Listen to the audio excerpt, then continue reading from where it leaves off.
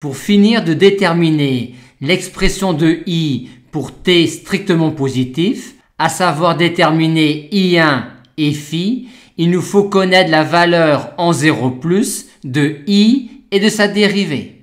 Et vu que I est le courant qui traverse une bobine, I est une fonction continue du temps.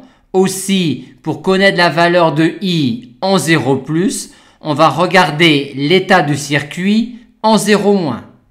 En 0-, le circuit est ouvert depuis très longtemps. Par conséquent, un régime permanent continu est établi et la bobine est alors équivalente à un fil et le condensateur est alors équivalent à un interrupteur ouvert.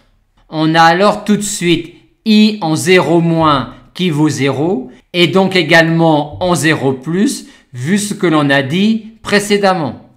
Maintenant, la tension aux bornes du condensateur est également une fonction continue du temps.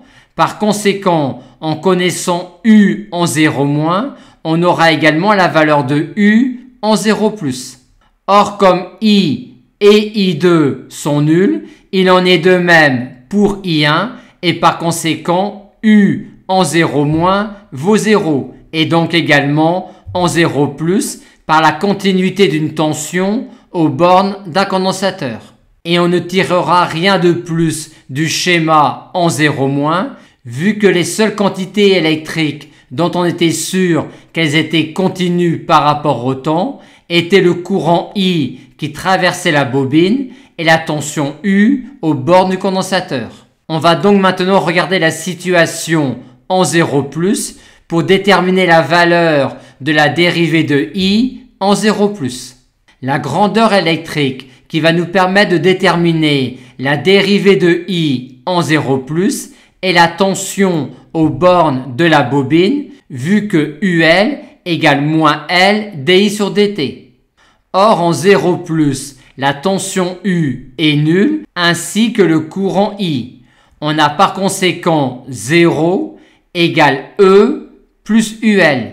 Et donc UL égale moins E. Et vu que UL égale moins L dI sur dt, on en déduit finalement que la dérivée de I en 0+ est égale à E sur L. On va maintenant se servir de ces conditions initiales-là pour déterminer I1 et phi. Cette relation-là nous donne cette information-là. On dérive ensuite la fonction I pour ensuite déterminer sa valeur en 0+ et l'égaliser à E sur grand L, ce qui nous donne cette relation-là. Soit encore, vu la connaissance de I1 fois cos phi, et en se rappelant que l'on a supposé que RC égale L sur R, on en déduit alors I1 sin phi.